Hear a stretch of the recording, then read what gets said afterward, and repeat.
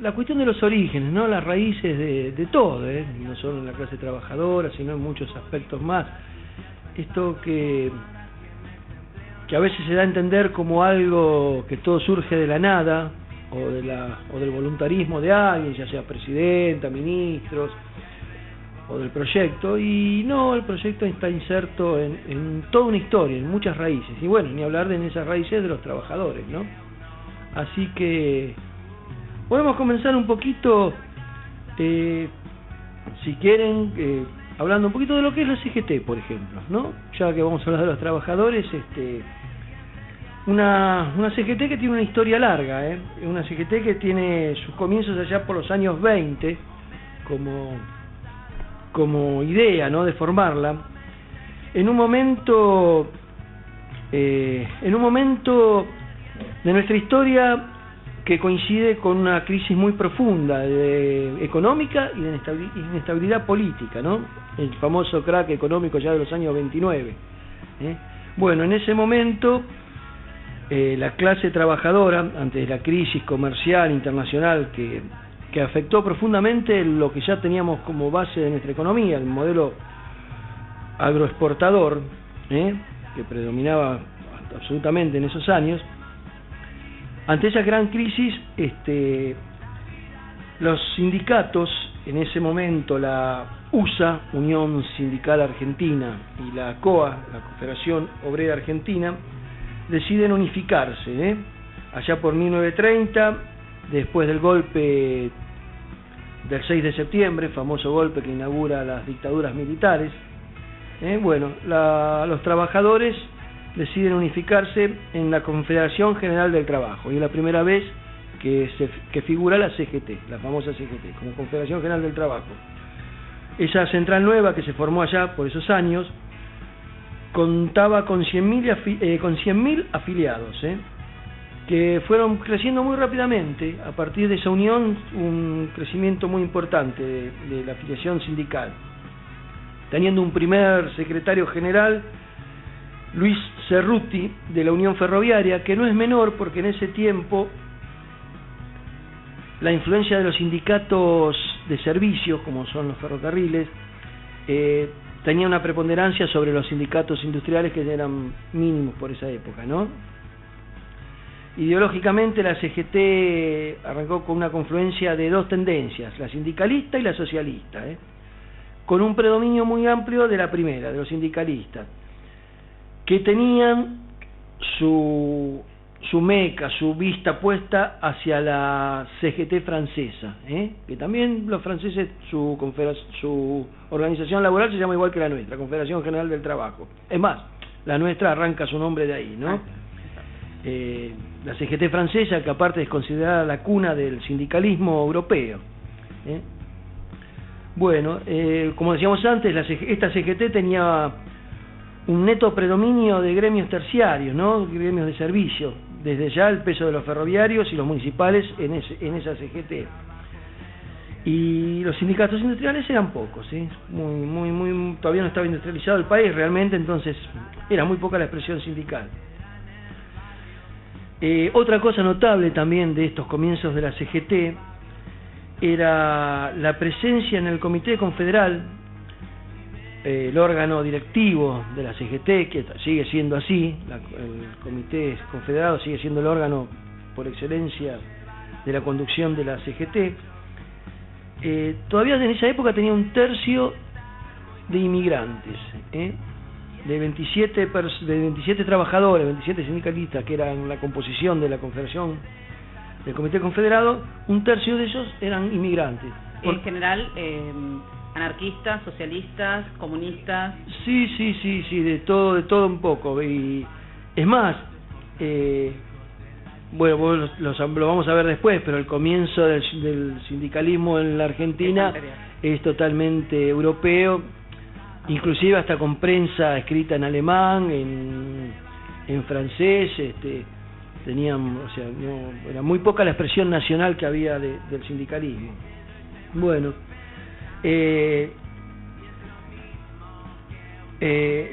en marzo del 31 ya pasamos a la CGT con un anuncio, con un programa mínimo. Ya en el año 31 la CGT se plantea un programa mínimo donde expresaba la necesidad, ante todo, de ser reconocidos, para poder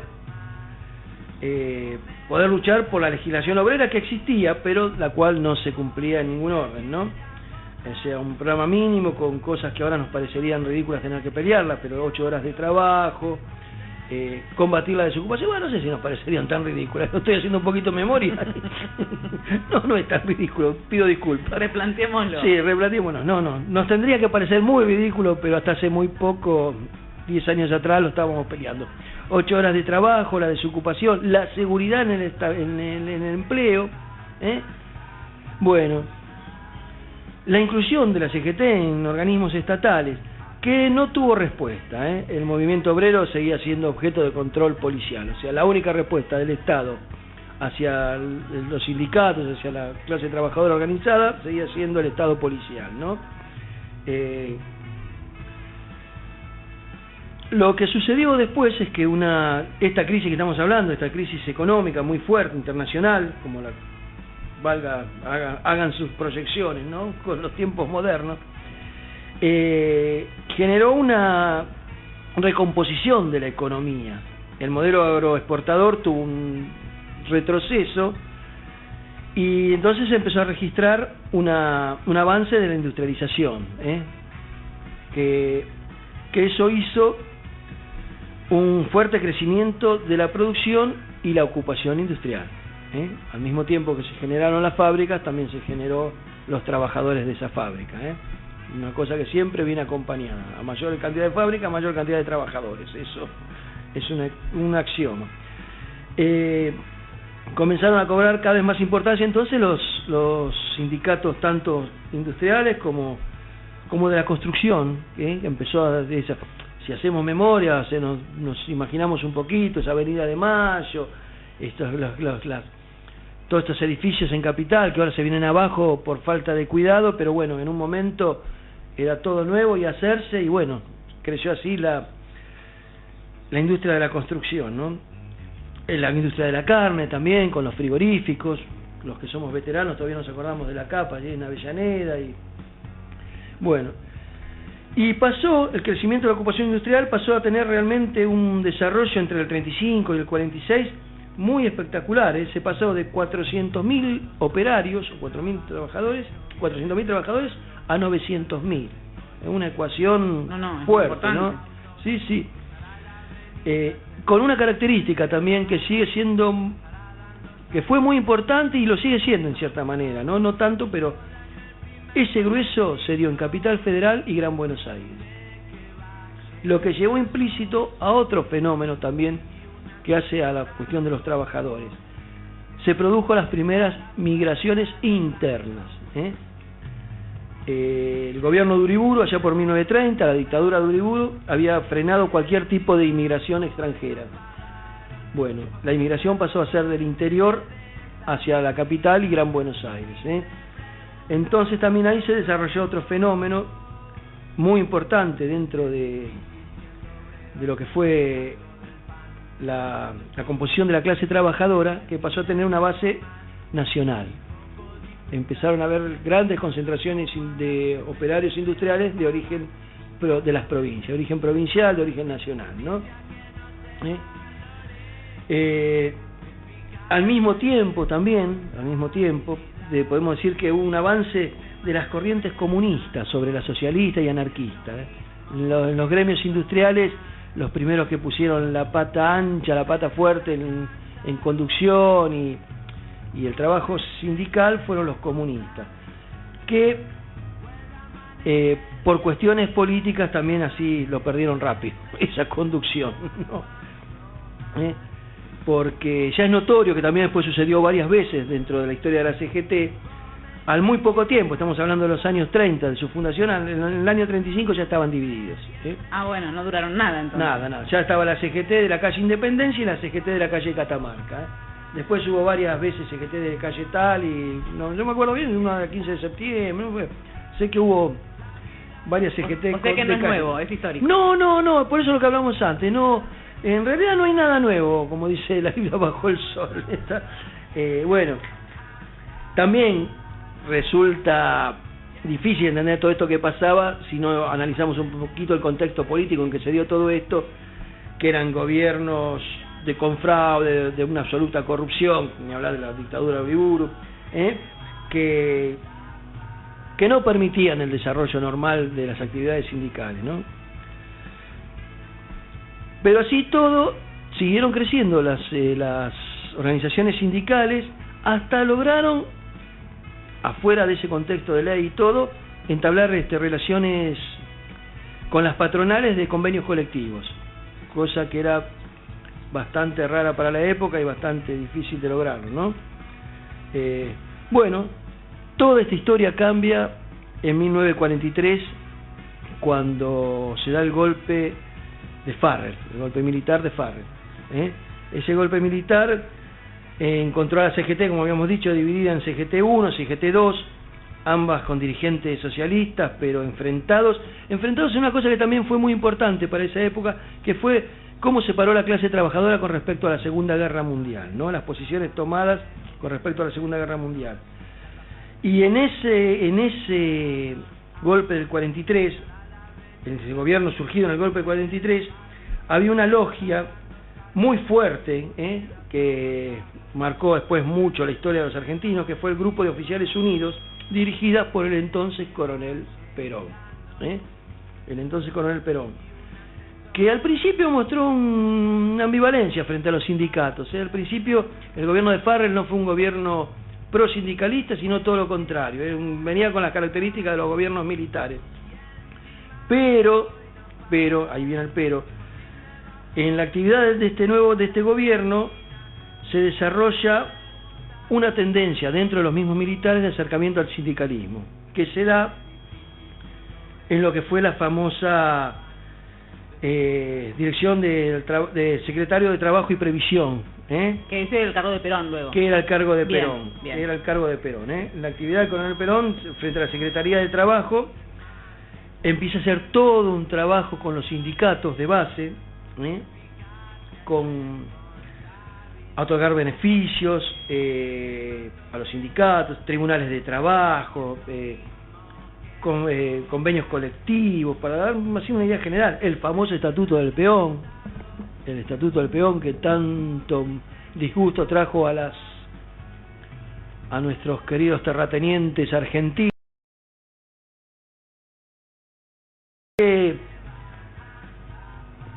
Como era lógico, el establishment dijo: ese coronel no, ese no. Así que halló una resistencia fuertísima de parte de los sectores del establishment, que en ese momento pensaron que el general Perón venía a dejar a los negritos contentos y estaba todo igual. Cuando el general Perón va tomando actitudes cada vez más progresistas con respecto a la clase trabajadora, bueno, Perón a la isla Martín García, ese coronel no lo queremos, y bueno, ahí se produce el famoso movilización popular espontánea, desde ya creada desde los sindicatos. Se habla del sindicato de la carne, de algunos dirigentes que se pusieron a la cabeza, pero en realidad tuvo una fuerte espontaneidad. El famoso 17 de octubre de 1945, que fue una bisagra en la historia del movimiento obrero y en realidad en la historia del país, ¿no? A partir de ahí, los sindicatos cobraron una fuerza absoluta. El general Perón fue a elecciones, ganó esas elecciones, le dio el enfoque constitucional que necesitaba toda esa masa trabajadora, que es a través de la Ley de Asociaciones Profesionales, que se dicta en 1945, y ahí se reconocen por primera vez hasta lo que es hoy en día el sindicato único por rama, para establecer negociaciones, como se llaman ahora las paritarias, el reconocimiento del Estado, la posibilidad de cotizar a través de esos sindicatos, que en un tiempo era, y no sé si sigue siendo así, que ¿cómo se llama? Obligación de cotizar con el sindicato, y bueno, también le otorgaba al Ministerio de Trabajo la posibilidad de intervenir en los sindicatos. algo que no fue bien visto al principio, pero que después a través de los resultados que dio esa legalización de los sindicatos, bueno, se conjugó en algo en que hasta el día de hoy sucede, que el Estado intervenga en las cuestiones sindicales desde una óptica de protección y no de represión, hizo que el sindicalismo argentino cobrara una fuerza que no se da en toda América Latina, esa conjunción de tan mal vista a veces por la oligarquía y todo, que el Estado que tiene que hacer con los trabajadores con el Estado, bueno, esa conjunción creó un sindicalismo muy fuerte que hasta el día de hoy sigue teniendo esa base poderosa, ¿no? Esa fuerza. Y tanto es así que, mira, para terminar te voy a tirar un número de la época del peronismo. Se pasó de 600.000 afiliados a 3 millones de afiliados. Ah, bueno. Ese es el comienzo de la numerito, CGT, ¿no? La CGT peronista, por decirlo con todas las palabras, arranca con 3 millones de afiliados. Algo que hizo que pudiera soportar, aguantar, luchar contra todos los males habidos y por haber durante tantos años de dictaduras y... Bueno, ahí es la historia. Ahora son otros tiempos. Ahora son otros tiempos, pero aparte de la historia de la CGT pasaban otras cosas en Argentina. Y esto lo tenemos reflejado en un audio que data de un poquitín antes, 1880 más o menos, que es cuando empezó todo el tema sindical, empezaron con mutuales, pero lo escuchamos. Dale. El movimiento obrero argentino comenzó a desarrollarse durante la segunda mitad del siglo XIX. En aquella época, el país experimentó una gran transformación. Pasó de ser un país con una pequeña economía agraria de subsistencia a una potencia exportadora de granos y carne. La transformación trajo aparejada la inmigración de millones de trabajadores, principalmente desde Europa. Ellos traían, además de sus oficios, las ideas socialistas y anarquistas que proliferaban en sus países. Al principio se organizaron en sociedades de socorros mutuos, según el lugar de origen, pero después fueron surgiendo las organizaciones según el oficio para defender sus intereses comunes. En 1901, con la unión de 27 gremios anarquistas y socialistas, se conformó la primera central, la FOA, Federación Obrera Argentina. Al año siguiente, los socialistas se abrieron para formar su propia central, la UGT, Unión General de Trabajadores. Los socialistas sostenían, al contrario de los anarquistas, que la lucha sindical debía ser acompañada por la lucha política a través de los partidos obreros. Las primeras luchas estuvieron orientadas a mejorar las condiciones laborales y a limitar las extenuantes jornadas que las empresas imponían a sus trabajadores. En 1909, ambas centrales, la anarquista y la socialista, convocaron a una manifestación en Plaza Lorea. La policía reprimió con sables y armas de fuego, asesinando a 8 trabajadores. Para repudiar la matanza y exigir justicia, se cumplieron 8 días de huelga general, 1 por cada trabajador asesinado. A raíz de estos sucesos, el movimiento obrero se unió para formar una central única, la CORA, Confederación Obrera Regional Argentina, que más adelante, tras nuevas fusiones, pasaría a ser la FORA. Durante la década siguiente se fortalecieron las distintas organizaciones, entre las cuales las más importantes eran las de los ferroviarios de la Fraternidad, los portuarios, los albañiles y los de obreros agrícolas. El movimiento obrero buscaba superar sus diferencias internas para unirse y lograr fortalecer sus posiciones, lo cual no resultaba fácil, ya que además de las corrientes anarquistas y socialistas, también estaban los de tendencia sindical, que buscaban centrar las luchas en las reivindicaciones laborales con independencia del sistema de partidos. En enero de 1919, durante el gobierno de Hipólito Yrigoyen, sucede la Semana Trágica, uno de los hechos más importantes de la historia del movimiento obrero argentino y uno de los hechos más violentos de la historia de nuestro país. Todo se desencadena a raíz de la muerte de un policía en el marco de una huelga en los talleres metalúrgicos Bacena, que es respondida con el asesinato de 4 huelguistas. La Fora declara entonces una huelga general. El conflicto escala en violencia hasta llegar a una situación de represión ilegal generalizada, con el surgimiento de fuerzas parapoliciales que convirtieron a los barrios obreros en zona de guerra durante una semana. Se ha estimado en 800 los trabajadores muertos y más de 50.000 detenidos en aquellas jornadas. Al año siguiente ocurrirán en Santa Cruz los episodios conocidos como la Patagonia Rebelde. Tras una serie de huelgas por la detención y la intención de deportar a los dirigentes obreros extranjeros y la negativa de los grandes terratenientes a aceptar las peticiones sindicales, el gobierno de Irigoyen envía una delegación militar con el coronel Varela a la cabeza para imponer el orden. Se decide fusilar a los huelguistas y a sus dirigentes. En total se estima en 1.500 el número de obreros fusilados. En 1923, el anarquista alemán Kurt Wilkens venga la matanza asesinando a Varela en Buenos Aires.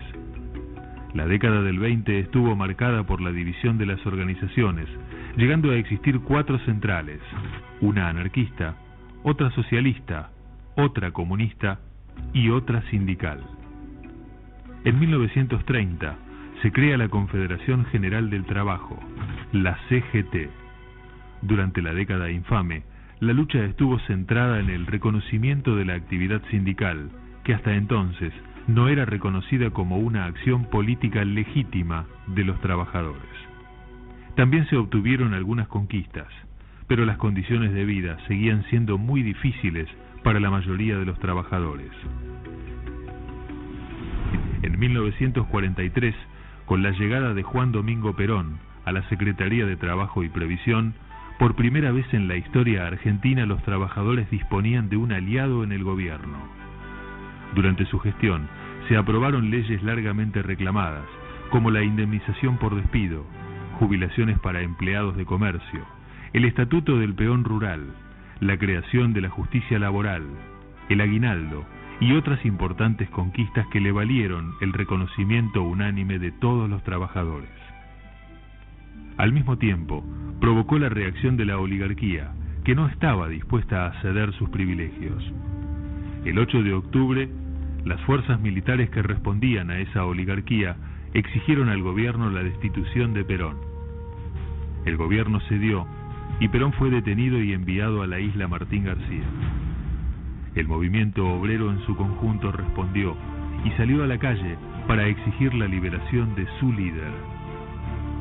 El 17 de octubre, miles de personas llegaron a Plaza de Mayo y el gobierno debió ceder, liberando y permitiendo el regreso de Perón. En febrero del año siguiente, Perón fue elegido presidente, dando inicio a una década de oro para el movimiento obrero argentino.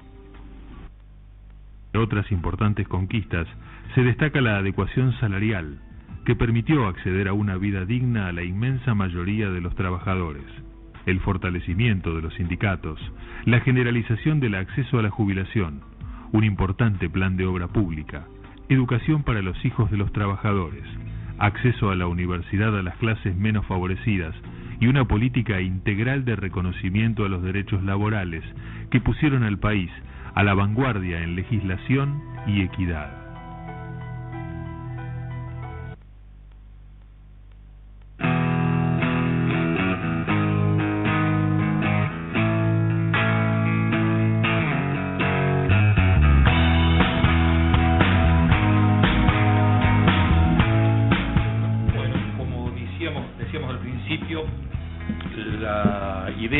Tratar de entender desde lo histórico las luchas de los trabajadores, pero fundamentalmente poniéndolas en su contexto histórico, para justamente tratar de llegar a través de este estudio, entre comillas, al presente.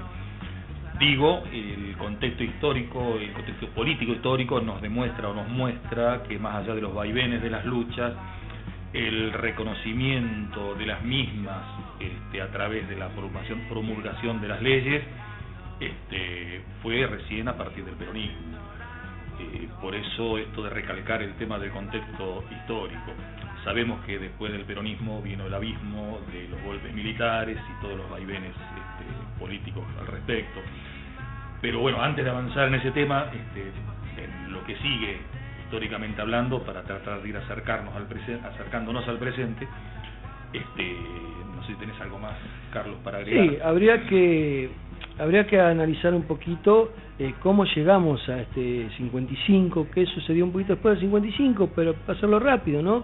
Que fue toda la lucha de la famosa resistencia peronista, con esa mala organización que es hoy en día, hay que decirlo, sobre todo quien la dirige, ¿no? El Momo Venegas, con lo que fue la famosa 62 organizaciones peronistas. La base de la resistencia obrera al golpe del 55 estuvo asignada por las 62 organizaciones peronistas que se mantenían fieles al general Perón y empezaron a organizar la resistencia. Fueron la resistencia también, para decirlo correctamente. Ahí, bueno, sabemos cómo que ahí ya hay que tiene que ver con la actualidad, ¿no?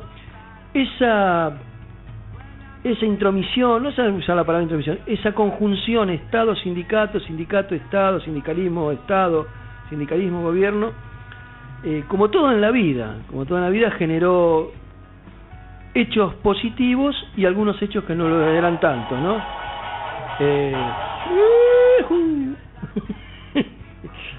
Las máquinas infernales. Y ahora después de un ratito les cuento por qué me pasó eso. Está buenísimo. Bueno, no, decía eso, que esa conjunción Estado-sindicato, sindicato-Estado, desde ya fue muy positiva en muchas cosas, pero también tuvo sus partes, no sé si negativas, pero sí puntuales en la forma de desarrollarse los hechos. Llegado un momento, la poderosa CGT, la poderosa sindicalización argentina, que nunca pudo ser quebrada, hasta la dictadura más dictadura, hasta la del 76, hay que decirlo con todas las palabras, tuvo sus alcahuetes sindicales. Es así, tuvo sus cómplices sindicales. No hay forma en la Argentina de poder desarrollar políticas sin un compromiso con los sindicatos. Debido a todo esto que habíamos dicho antes, ¿no? A esta conjunción Estado-sindicato, sindicato-Estado. Bueno, pasado el 55, ante la no regreso inmediato del general Perón, algunos componentes sindicales ya empezaron a plantearse lo que fue llamado el peronismo sin Perón, cosa que desde ya al peronismo de la lealtad, al peronismo de la 62, al peronismo que no concebía un peronismo sin Perón, sin el regreso de su líder, el general,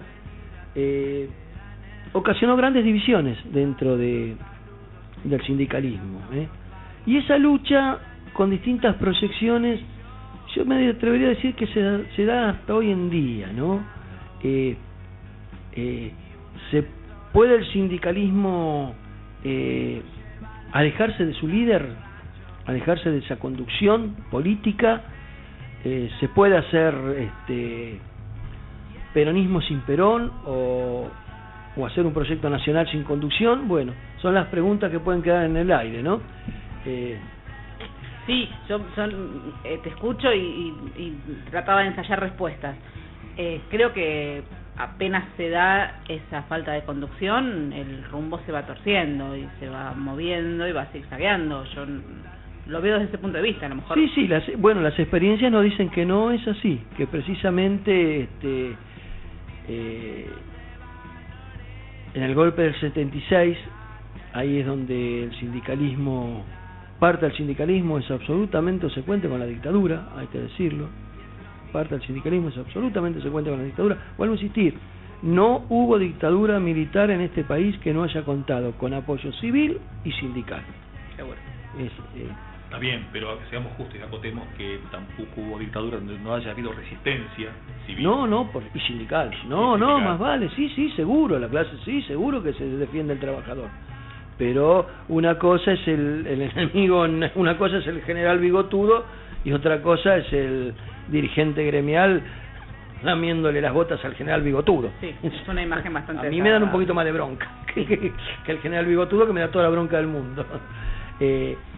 Bueno, así en esta breve historia, se llega después del 76, se llega a la democracia con un sindicalismo muy protagonista dentro del Partido Justicialista, pero muy debilitado al mismo tiempo. La dictadura hizo estragos en la clase trabajadora. Si hubo una verdadera víctima, más allá de los 30.000 desaparecidos y todo eso que es tan doloroso, pero si hubo una verdadera víctima de la dictadura militar, fue el trabajador y sus organizaciones, ¿no?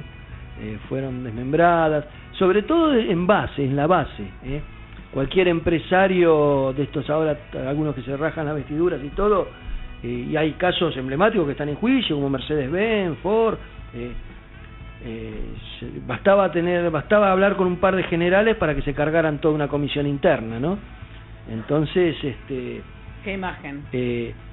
Y en esos casos viene lo que hablamos de la colaboración de algunos gremios que en algunos casos no podían hacer nada y en otros casos, bueno, hay denuncias hasta de alcahueteadas de los mismos sindicatos. Bueno, mirá que allá tenés un grupito de montoneritos, hay que ir a buscarlos, Así que ese tipo de relación, ese tipo de dolor tan grande y de vivencia, bueno, hizo que volviéramos en los años 83 con un gremialismo muy desarmado en realidad.